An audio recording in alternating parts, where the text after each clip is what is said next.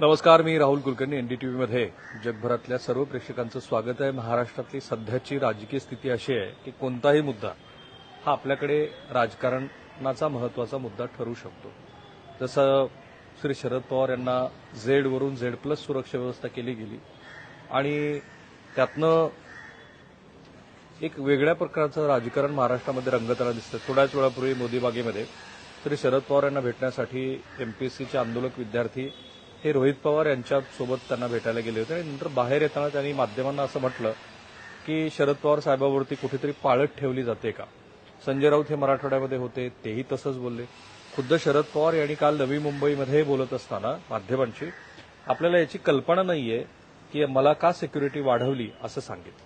त्यामुळं हे अत्यंत गरजेचं आहे की यातली इनसाईड स्टोरी काय आहे आणि मुळामध्ये सुरक्षा व्यवस्थेचं अपग्रेडेशन जेव्हा होतं त्यावेळेला नेमकं काय होतं. आपल्याकडे झेड प्लस, ब्ल्यू आणि तत्सम पद्धतीची सुरक्षा व्यवस्था, पोलिसांची एक सुरक्षा व्यवस्था, एनएसजी कमांडो सहित असलेली सुरक्षा व्यवस्था, असे वेगवेगळे आपल्याकडे सुरक्षेचे प्रकार आहेत. पंतप्रधानासाठीची जी सुरक्षा व्यवस्था आहे ही एनएसजीची कमांडो प्लस झेड प्लस अशी असते. सुरक्षा व्यवस्थेमध्ये पंतप्रधान आणि त्यांच्या कुटुंबातले सर्व सदस्य यांना ती सुरक्षा व्यवस्था दिली जाते. झेड प्लसमध्ये थोडासा फरक आहे. झेडमध्ये महानीय व्यक्ती आहे, परंतु सुरक्षा रक्षकांची संख्या तुलनेनं कमी आहे. शरद पवार यांना झेडच सुरक्षा व्यवस्था होती, ती झेड प्लस केलेली आहे आणि त्याच्यासाठी आता 55 सुरक्षा कर्मी केंद्र पातळीवरचे, कारण हे केंद्रीय पातळीवरच्या यंत्रणेच्या माध्यमातून ही सुरक्षा व्यवस्था प्रोव्हाइड केली जाते. मधल्या काळामध्ये तुम्हाला आठवत असेल तर सुरक्षा व्यवस्थेवरून आपल्याकडे मोठं राजकारण झालं होतं. जेव्हा कंगना राणावत त्यांचं घर मुंबईतलं मुंबई महानगरपालिकेनं तोडलं आणि त्यानंतर ते प्रकरण बॉम्बे हायकोर्टामध्ये सुरक्षा सुरू असतानाच मध्येच केंद्र सरकारनं कंगना राणावत त्यांना वायकी झेड सुरक्षा व्यवस्था दिली. म्हणजे त्यावेळेला जेव्हा किरीट सोमय्या हे महाविकास आघाडीच्या विरोधामध्ये बरीच वक्तव्य करत होते आणि पुण्यात ते आल्यानंतर त्यांना महानगरपालिकेच्या प्रांगणामध्ये त्यांच्या अंगावरती काही शाई वगैरे फेकली गेली, तेव्हाही ती सुरक्षा व्यवस्था वाढवण्यात आली. त्यांना ती झेड प्लस सुरक्षा व्यवस्था दिली गेली. ज्यावेळेला सत्तांतराचं नाट्य घडलं त्यानंतर प्रदीर्घ काळ महाराष्ट्रामध्ये फुटून गेलेल्या आमदारांच्या भोवती आणि त्यांच्या कुटुंबियांच्या बरोबर सुद्धा पोलीस डिप्लॉयमेंट होती आणि काही वेळेला तर सेंट्रल एजन्सी सुद्धा आपल्याला त्यांची सुरक्षा करताना दिसतात. त्यामुळे राजकारणासाठी सुरक्षा व्यवस्थेचा उपयोग होत नाही असं म्हणणं म्हणजे फारच मोठा बाळबोधपणा आहे. ही इनसाइड स्टोरी थोडीशी वेगळी आहे आणि ती समजून घेण्यासाठी ती सगळी प्रक्रिया आधी नीट समजून घेतली की मग या इनसाइड स्टोरीतले जे महत्वाचे तपशील आम्ही तुम्हाला सांगणार आहोत ते महत्वाचे ठरतात. मुळात सुरक्षा व्यवस्थेत दिली जाते किंवा त्याचं अपग्रेडेशन का होतं, सगळ्यात महत्वाचा मुद्दा असतो ते म्हणजे सुरक्षा व्यवस्थाकडून आलेले काही डिटेल्स, तपशील, अहवाल. दुसरा मुद्दा असतो त्या व्यक्तीचा आधीचा इतिहास, त्या व्यक्तीला यापूर्वी काही धमक्या वगैरे आल्यात का, त्या व्यक्तींनी अशा कुठल्या कृती केलेल्या आहेत की ज्या कारणामुळे भविष्यामध्ये पण त्यांच्या जीविताला धोका होऊ शकतो. शरद पवारांच्या बद्दल असं आहे की त्यांना सनातनसारख्या काही संस्थेकडनं पूर्वी शरद पवारांना काही धमक्या आलेल्या होत्या.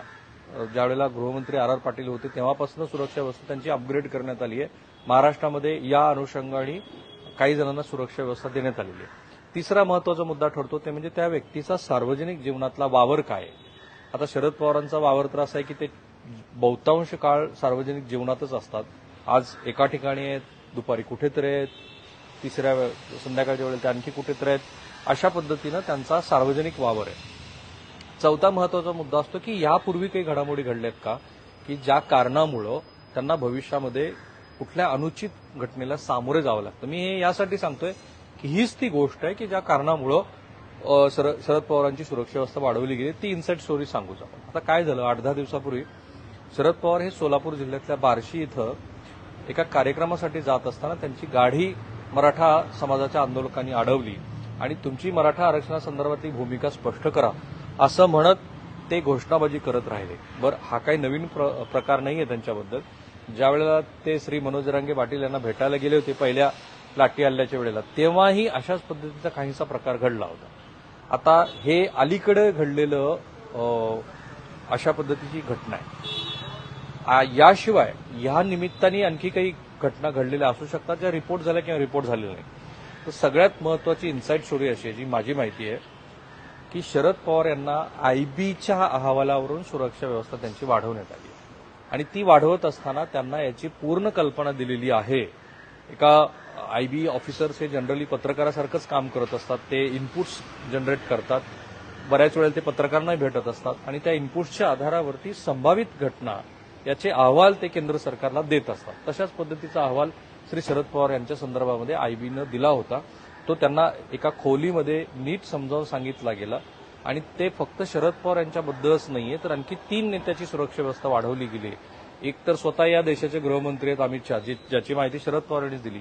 दुसरे आहेत राष्ट्रीय स्वयंसेवक संघाचे सरसंघचालक श्री मोहन भागवत, की ज्यांना 2015 पासून सुरक्षा व्यवस्था वाढवण्यात आलेली आहे. सो ह्या 3 व्यक्तीची सुरक्षा व्यवस्था वाढवत असताना त्याबद्दलचं थ्रेट परसेप्शन, भविष्यातल्या काय घडामोडी घडू शकतात याबद्दलचं आकलन, या सगळ्याच्या आधारावरती अशा पद्धतीनं सुरक्षा व्यवस्थेचं अपग्रेडेशन केलं गेलेलं आहे. आता यातली सगळ्यात महत्वाची आणि कळीची गोष्ट हे कारण बऱ्याच जणांना मग माझ्या व्यक्ती स्वातंत्र्याचं काय वगैरे असं वाटेल. कारण सुप्रिया सुळे 2-3 दिवसापूर्वी बोलताना म्हणाल्या की माझी सुरक्षा व्यवस्था काढून घ्या, माझी सुरक्षा व्यवस्था काढून तुम्ही बदलापूरसारखी घटना होऊ नये महाराष्ट्रामध्ये म्हणून संबंधित मंडळींची सुरक्षा व्यवस्था अधिक वाढवा, म्हणजे तरुणींचं महिलांचं तुम्ही जास्त चांगल्या पद्धतीनं संरक्षण करा असं ते म्हणाले. पण या पर्टिक्युलर केसमध्ये जेव्हा एखाद्या व्यक्तीची सुरक्षा व्यवस्था वाढवली जाते त्यावेळेला त्या व्यक्तीची परवानगी घेण्याची अजिबात गरज नाही.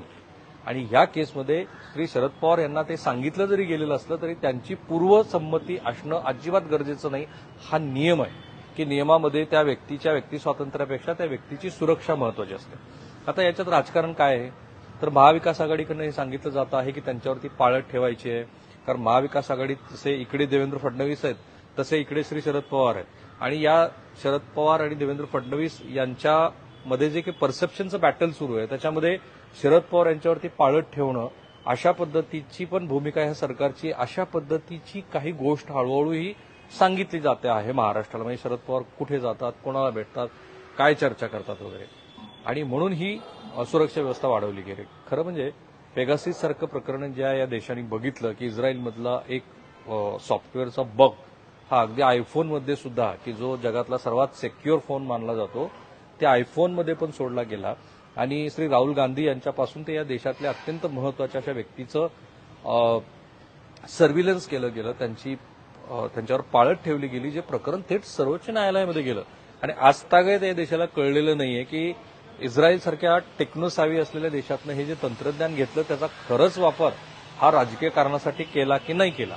त्यामुळे ते संशयाचं जे जाळं आहे ते केंद्र सरकारभोवती अजूनही घट्ट आहे. पण त्याचा आणि ह्या पाळत ठेवण्याचा तसा अर्थार्थी संबंध वाटत नाही. कारण नुसती सुरक्षा व्यवस्था तैनात केल्यामुळं कोण व्यक्ती काय करतो ते कसं करणार. कारण कुठल्याही व्यक्तीच्या बेडरूममध्ये जर तुम्ही नाही जाणार, फार फार तर केंद्रीय पातळीवरची संस्था याचा अंदाज बांधू शकते की शरद पवार यांना भेटायला कोण आले. पण त्याच्यासाठी सुद्धा अनेक वेगळ्या पद्धतीच्या यंत्रणा आपल्याकडे उपलब्ध आहेत.